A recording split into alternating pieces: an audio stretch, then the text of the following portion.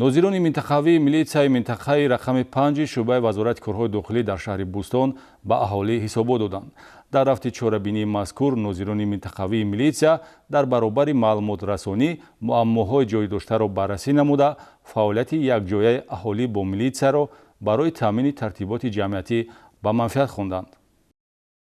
дар шаҳри Бӯстон ба хотири таъмини талаботҳои барномаи давлатӣ оид ба ислоҳоти милитсия барои солҳои 2021-2025 нозирони минтақавии милитсия дар якҷоягӣ бо аъзоёни шӯрои ҷамъиятӣ оид ба мусоидати ҷомеаи шаҳрвандӣ ба ислоҳоти милитсия бо аҳолии минтақаҳои маъмурӣ вохӯриҳои ҳисоботӣ мегузаронанд, ки ҳадафи асосии он ҷалби шаҳрвандон ба ҳамкорӣ мебошад. ҳафтаи равон дар маҷлисгоҳи гимназия рақами 2 ҳамин гуна вохӯрии ҳисоботии нозири минтақаи рақами 5 шӯъбаи ҳифзи тартиботи ҷамъиятӣ дар шаҳри Бӯстон баргузор гардида, намояндагони 8 гузару маҳаллаи минтақаи маъмурӣ Ғалаба, Ҳофизи Шерозӣ, Носири Хисрав, Айнӣ, Урмон Бобоев, Сотиму Луғзода, Вайдуллоев ва Хуҷандӣ аз ҳолати воқеии криминогении маҳалли зист дар давраи 9 моҳи соли ҷорӣ огаҳӣ ёфтанд. дар баромади нозири минтақавии милитсия Исматулло Нарзиев таъкид гардид, ки дар давраи ҳисоботӣ дар минтақаи ба ӯ вобаста гардида 7 ҷиноят, 3 қаллобӣ, 2 ҷинояти дуздӣ,